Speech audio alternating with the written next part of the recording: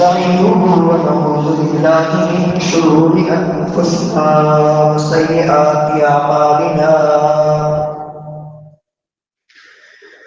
من يهده الله فلا مضل له ومن يضلل الله فلا هادي له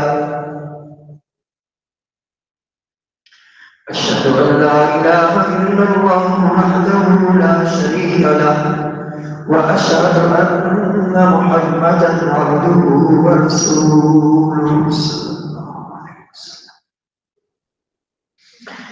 أما بعد فإن خير الحديث كتاب الله وخير الهدي هدي محمد صلى الله عليه وسلم وشر الأمور محدثاتها وكل محدثة بدعة وكل بدعة ضلالة وكل ضلالة في النار.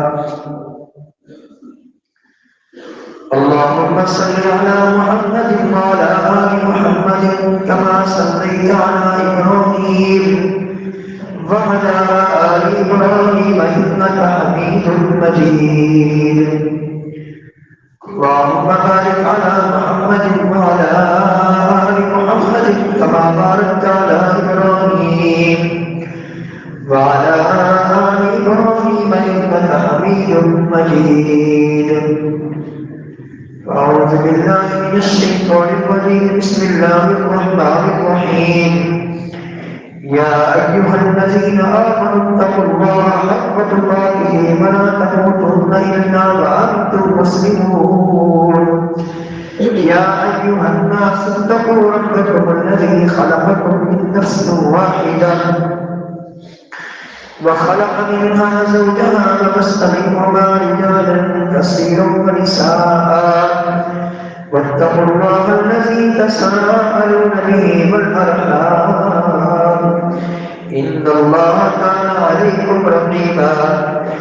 يا أيها الذين آمنوا اتقوا الله وقولوا قولا سديدا يصلح لكم أعمالكم ويغفر لكم ذنوبكم ومن يطع الله ورسوله فقد فاز فوزا عظيما. بسم الله الرحمن الرحيم.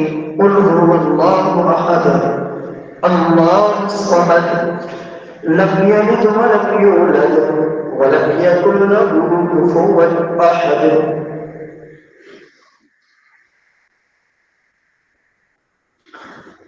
ہر سال 25 دسمبر عیسائی لوگ نصرانی لوگ سیدنا عیسیٰ علیہ السلام کا برتھ ڈے مناتے ہیں.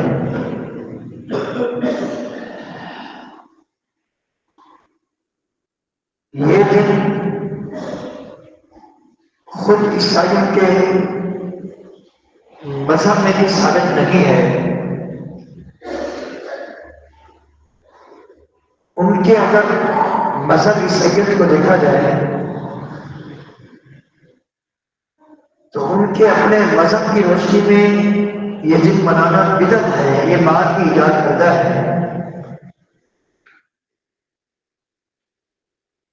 سیدنا عیسیٰ علیہ السلام کے آسمان پر اٹھائے جانے کے 300 سال کے بعد اس دن منائے جانے کا کوئی وجود نہیں تھا. 300 سال تک عیسائی مذہب میں اس دن کے منانے کا کوئی تصور نہیں تھا.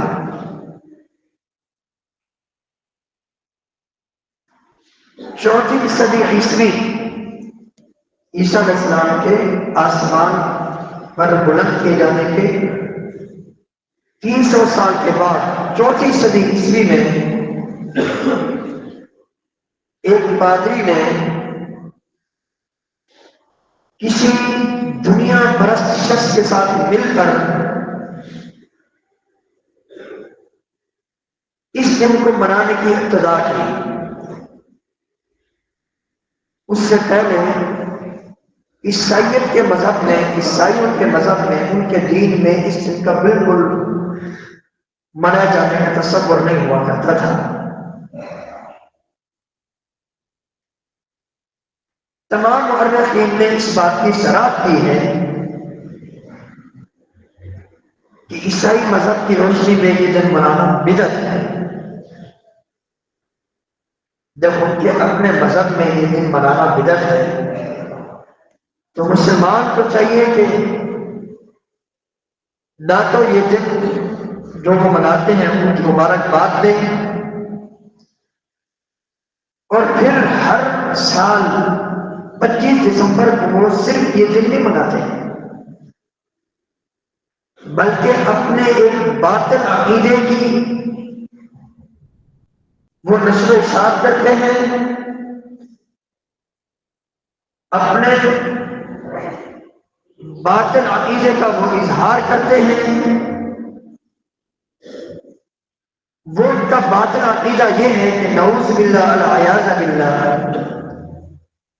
سیدنا عیسیٰ علیہ السلام اللہ کے بیٹے ہیں۔ ایک تو یہ دن منانا ان کے مذہب کی روح سے بدعت ہے، اور دوسرا یہ دن منانا اور اس باطل عقیدے کا اظہار کرنا یہ صحیح قرآن و سنت کے دلائل کے خلاف ہے۔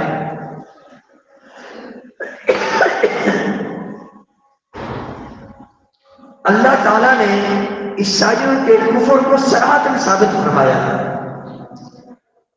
وہ تو ہیں ہی کافر، وہ تو جو مرضی چاہے کریں، میں ایک مسلمان ہوں، مجھے اس دن کے حوالے سے محتاط رہنا چاہیے، نہ میں ان کو مبارکباد دوں، کیونکہ مجھے میرے دین نے 2 عیدیں دی ہیں، اسلام میں صرف 2 عیدیں ہیں، عید الفطر، عید الاضحیٰ۔ اسلام میں تیسری کسی عید کا بھی وجود نہیں۔ اس عید کے دونوں عیدوں کے موقع پر ہم ایک دوسرے کو مبارکباد دیتے ہیں، تقبل اللہ منا ومنکم، عید مبارک کے میسج آتے ہیں، ساتھ ہی ایک دوسرے کو میسج دیتے ہیں۔ نبی کریم صلی اللہ علیہ وسلم جب مکہ سے مدینہ تشریف لائے، مدینہ والے 2 خوشی کے تہوار مناتے تھے دور جاہلیت میں، اسلام کے زمانے سے پہلے، جس میں شباب و کباب کی محفلیں ہوا کرتی تھی، فحاشی اور یعنی سرعام سرجان دی جاتی، ناچ گانے وغیرہ وغیرہ، اس طرح کی غیر شرعی بہت ساری باتیں ان 2 دنوں میں پائی جاتی تھی، جو ان کے 2 سال میں تہوار کے 2 دن ہوا کرتے تھے۔ اور عیسائیوں کی اس عید میں بھی یہی کچھ ہوتا ہے، بلکہ اس سے بھی بڑھ کر ہوتا ہے۔ بلکہ میں ایک مسلمان ہونے کی حیثیت سے اس موقع پر اپنے عقیدے، جو میرا صحیح عقیدہ ہے، اس کا اظہار کروں کہ اللہ تعالیٰ اکیلا ہے، نہ اس کی کوئی اولاد ہے، نہ اس کا کوئی باپ ہے۔ پوری زندگی میرا یہی عقیدہ ہونا چاہیے، نہ ہی اس کا کوئی شریک ہے، نہ اس کی عبادت میں، نہ اس کے اسماء صفات میں، نہ اس کی ذات میں۔ جبکہ عیسائیوں کے مذہب میں شرک کوٹ کے بھرا ہوا ہے، کفر اور ضلالت، گمراہی۔ میرے مذہب نے جو مجھے عقیدہ دی ہے وہ عقیدہ توحید ہے، جو عافیت کی راہ ہے۔ تو نبی کریم صلی اللہ علیہ وسلم جب مدینہ میں تشریف لائے، 2 دن وہ لوگ مناتے تھے اسلام سے پہلے، تہوار کے 2 دن سال میں مناتے ہیں۔ تو امام الانبیاء علیہ السلام نے فرمایا، قد ابدلکم اللہ بہما یومین، یوم الاضحیٰ و یوم الفطر۔ اے مسلمانوں، اللہ تعالیٰ نے تمہیں ان 2 دنوں کے بدلے بہترین 2 دن عطا فرمائے۔ ایک عید الفطر ہے، ایک عید الاضحیٰ ہے۔ بہترین کیوں کہا گیا؟ ان دونوں دنوں میں مسلمان شکرانے کا نفل ادا کرتے ہیں، اللہ تعالیٰ کے ذکر کا اہتمام ہوتا ہے، اللہ اکبر کی سزائیں بلند ہوتی ہیں، اللہ اکبر لا الہ الا اللہ واللہ اکبر، اللہ اکبر وللہ الحمد۔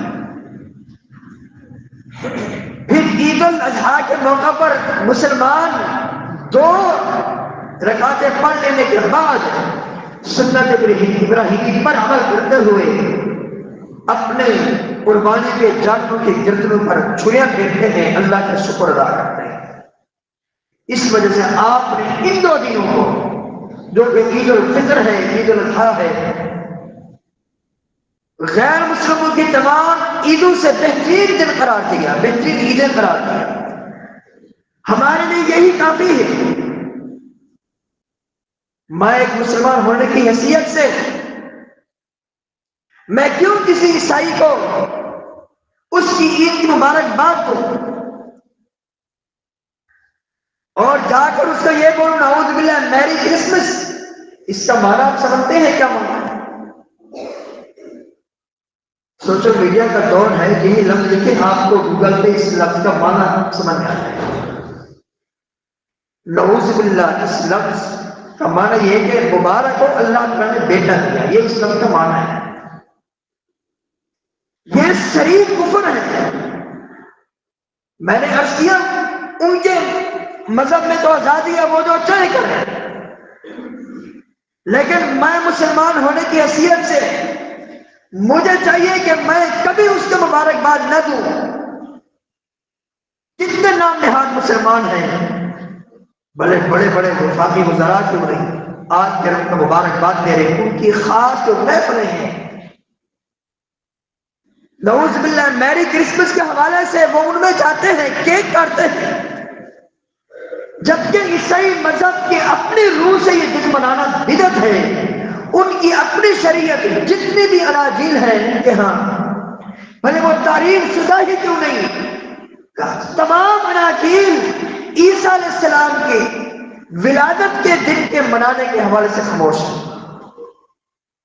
کسی انجیل میں یہ نہیں ہے کہ عیسیٰ علیہ السلام کی ولادت کا دن منایا ہے، ان کے اپنے مذہب میں ایک چیز نہیں۔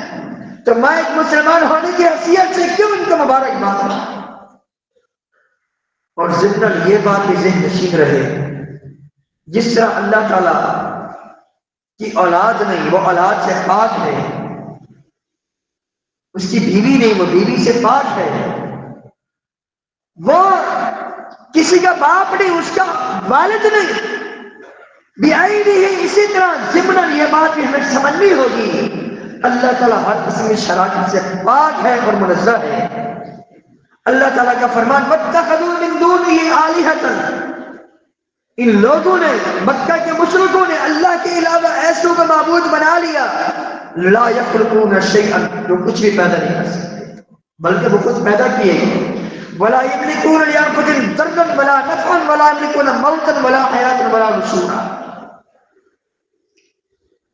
نہ وہ نفع نقصان کے مالک ہیں، نہ کسی کو پیدا کر سکتے ہیں، نہ کسی کو قیامت کے دن زندہ کر پائیں گے، بلکہ تمام کے تمام اختیارات کا مالک اللہ تعالیٰ ہے۔ الا لہ الخلق والامر فسبحان الذی بیدہ ملکوت کل شیء والیہ ترجعون، وہ تنہا ہے، وہ اکیلا ہے، نہ اس کا کوئی بیٹا ہے، نہ اس کا کوئی والد ہے، نہ اس کی بیوی ہے، نہ اس کا کوئی شریک ہے۔ متخذ اللہ من ولد، اللہ تعالیٰ کی کوئی اولاد نہیں، فرمایا نہ اللہ تعالیٰ کی اولاد ہے اور نہ ہی اللہ کے علاوہ کوئی اور الہ اور معبود ہے۔ وما کان معہ من الہ، اور نہ اللہ کے ساتھ کوئی اور معبود برحق ہے، صرف اکیلا ہی اللہ ہے جو کہ معبود برحق ہے۔ انما اللہ الہ واحد، جہاں اللہ تعالیٰ نے اپنے ذات سے اولاد کی نفی کی اپنے ذات کے حوالے سے، اسی طرح اس چیز کی بھی نفی کی کہ میرے علاوہ کوئی معبود برحق بھی نہیں، وہ اکیلا معبود برحق ہے، اس کے علاوہ کوئی نہیں۔ تبارک الذی نزل الفرقان علی عبدہ یکون للعالمین نذیرا، تمام کی تمام برکتیں اس اللہ کی طرف سے ہیں، وہ بابرکت ذات ہے، وہ بابرکت ذات ہے جس نے فرقان قرآن پاک کی صورت میں حق اور باطل کے درمیان فرق کرنے والی کتاب نازل فرمائے اپنے بندے محمد صلی اللہ علیہ وسلم پر، تاکہ جہان والوں کو ڈرائیں۔ کون؟ اللہ الذی لہ ملک السماوات والارض، اس کے لیے پوری کائنات کی بادشاہت ہے۔ ولم یتخذ ولدا، اس کی اولاد ہے۔ اللہ تعالیٰ نے بار بار اپنی ذات سے اولاد کی نفی کی، اپنے حوالے سے یہ بتایا کہ وہ تنہا ہے، وہ اکیلا ہے۔ سورۃ الاخلاص اسی موضوع پر مشتمل سورت ہے۔ اس میں تمام اس دور کے جو بھی بڑے بڑے باطل پرست لوگ تھے ان کی تردید کی گئی۔ کچھ کہتے تھے نعوذ باللہ اللہ کی اولاد ہے۔ کس کو اولاد قرار دیا؟ عیسائیوں نے عیسیٰ علیہ السلام کو اللہ کا بیٹا قرار دیا، یہودیوں نے سیدنا عزیر علیہ السلام کو اللہ کا بیٹا قرار دیا، مکہ کے مشرکوں نے فرشتوں کو نعوذ باللہ اللہ کی بیٹیاں قرار دی۔ اللہ تعالیٰ نے سب کی تردید فرمائی۔ بسم اللہ الرحمن الرحیم، قل هو اللہ احد، کہہ دیجئے وہ اللہ ایک ہے، اللہ الصمد جو بے نیاز ہے، لم یلد ولم یولد، نہ اس نے کسی کو جنا نہ وہ جنا کیا، ولم یکن لہ کفوا احد، اور نہ اس کے برابری کرنے والا کوئی ہے، نہ اس کا کوئی ہمسر ہے، نہ اس کا کوئی ہم پلہ ہے، وہ تنہا ہے، وہ اکیلا ہے۔ یہودیوں کی بھی نفی ہوگی، ان کے باطل عقیدے کی نفی ہوگی، مکہ کے مشرکوں کے باطل عقیدے کی نفی ہوگی، جو فرشتوں کو اللہ کی بیٹا قرار دیتے ہیں، اور تمام کے تمام ان مشرکوں کی نفی ہو گئی جو اللہ کے علاوہ دوسروں کو الہ مان کر ان کی عبادت کرتے ہیں، سب کی نفی ہو گئی۔ تبھی تو نبی کریم صلی اللہ علیہ وسلم فرمائے یہ سورت ثلث القرآن ہے، قرآن پاک کی 1/3 ہے۔ یہ ایک ہی سورت قرآن پاک کے 10 پاروں کے برابر ہے اجر و ثواب میں۔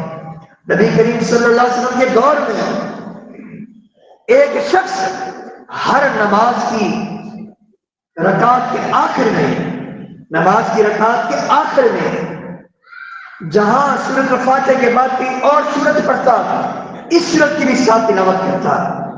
آپ علیہ السلام کو بتایا گیا کہ یہ بندہ جو ہے سورۃ الاخلاص کی تلاوت کرتا ہے ہر رکعت کے آخر میں۔ آپ علیہ السلام نے پوچھا، اس سے پوچھو ایسا کیوں کرتا ہے؟ اس بندے نے کہا، صحیح بخاری میں یہ واقعہ موجود ہے، لِأَنَّا صِفَةُ الرَّحْمَنِ وَأَنَا أُحِبُّ أَنْ أَقْرَأَهَا، کیونکہ یہ سورت اللہ تعالیٰ کی صفت پر مبنی ہے، اس میں اللہ تعالیٰ کے حوالے سے جو مشرکوں کے جو عقائد ہیں ان تمام باطل نظریات اور عقائد کی تردید ہے، یہ اللہ تعالیٰ کی صفت پر مبنی صورت ہے، اور مجھے اس صورت سے محبت ہے، اس وجہ سے میں اس صورت پڑھتا ہوں۔ آپ علیہ السلام نے فرمایا اس کو بتا دو اللہ تعالیٰ مجھ سے محبت کرتا ہے۔ ایک اور روایت میں ہے، آپ نے فرمایا اس ایک سورت کی محبت کی وجہ سے اللہ تعالیٰ نے یوں سمجھو کہ جنت میں داخل کر دیا ہے۔ ایک موقع پر نبی کریم صلی اللہ علیہ وسلم نکلے اپنے گھر سے، آپ علیہ السلام نے فرمایا جب تک میں تم پر قرآن پاک کی 1/3 نہیں پڑھوں گا اس وقت تک میں گھر نہیں رہوں گا۔ آپ نے سورۃ الاخلاص پڑھی، گھر جانے لگے۔ صحابہ کرام نے کہا، آپ نے کہا تھا میں 10 پارے پڑھوں گا، قرآن پاک کی 1/3 پڑھوں گا پھر گھر جاؤں گا، آپ تو 10 پارے آپ نے ہمیں سنائے نہیں، آپ ایسے ہی گھر تشریف لے جا رہے ہیں۔ آپ علیہ السلام نے فرمایا سن لو خبردار، سورۃ الاخلاص یہ ثلث القرآن ہے، یہ قرآن پاک کی 1/3 ہے۔ جو بندہ 3 بار یہی سورت پڑھے گا اس کو پورے قرآن کے اجر و ثواب، پورے قرآن کا اجر و ثواب ملے گا، پورے قرآن کی تلاوت کا، پورے قرآن کے پڑھنے کا اجر و ثواب ملے گا۔ تو اس سورہ مبارکہ میں تردید کی گئی عیسائیوں کے باطل نظریات کی، یہودی کے باطل عقائد کی، تمام مشرکوں کے باطل عقائد کی، جو اللہ کے شریک قرار دیتے ہیں، اللہ کے علاوہ دوسروں کی عبادت کرتے ہیں، اور قبر پرستوں کی بھی سورہ مبارکہ میں تردید ہو گئی، جو اللہ تعالیٰ کے ساتھ ساتھ قبر والوں کو اللہ کا شریک مقرر کرتے ہیں، وہاں جا کر ماتھے ٹیکتے ہیں، وہاں جا کر نذرانے پیش کرتے ہیں. وجہ کیا ہوتی ہے؟ تاکہ قبر والا خوش ہو جائے. اس سورہ مبارکہ میں کہا کہ اللہ احد، اللہ ایک ہی ہے، معبود ایک ہی ہے، عبادت کے لائق ایک ہی ہے، ایسی ذات ایک ہی ہے جس کی خوشنودی کے لیے نیکیاں کی جائیں، جس کو خوش کرنے کے لیے قرآن کی تلاوت کی جائے، جس کو خوش کرنے کے لیے عبادت کی جائے، جس کو خوش کرنے کے لیے سجدے کیے جائیں، رکوع کیے جائیں.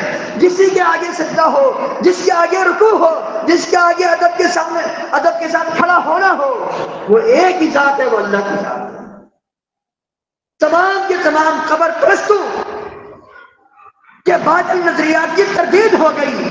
اس اعتبار کے میں قل هو اللہ احد کہہ دیجیے، اللہ ایک ہی ہے. یہ اللہ کا معنی یا معبود کے ہے، معبود فرق ایک ہی ہے.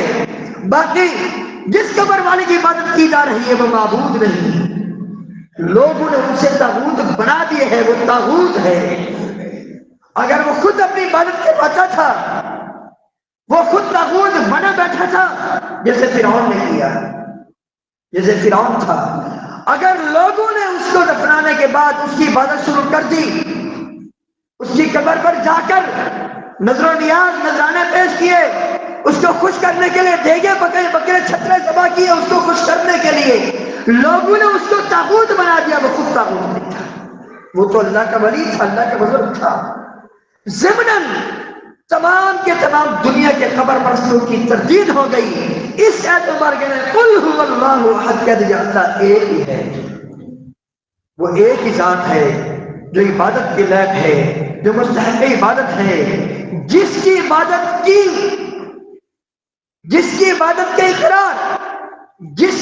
کے اقرار تمام دنیا کے مسلمان اپنی نمازوں میں کرتے ہیں.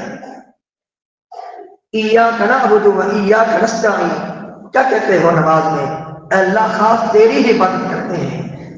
عبادت ہے کیا چیز؟ یہ ذکر و اذکار، یہ قرآن پاک کی تلاوت، یہ صدقات، یہ نمازیں، یہ روزے، یہ سجدے، یہ رکوع، یہ ادب سے کھڑا ہونا، یہ عبادت ہے. نماز میں کیا کہتے ہیں؟ ایاک نعبد، اللہ تیری ہی عبادت کرتے ہیں، و ایاک نستعین، تجھ ہی سے مدد مانگتے ہیں. گویا کہ سورۃ اخلاص میں تمام مشرکوں کی، تمام کے تمام کافروں کی جو باطل، جو ان کے اعتقادات ہیں، ان کے باطل اعتقادات کی نفی ہو گئی. اللہ تعالیٰ سے دعا ہے اللہ تعالیٰ ہمیں اس چیز کا سمجھنے کی توفیق عطا فرمائے.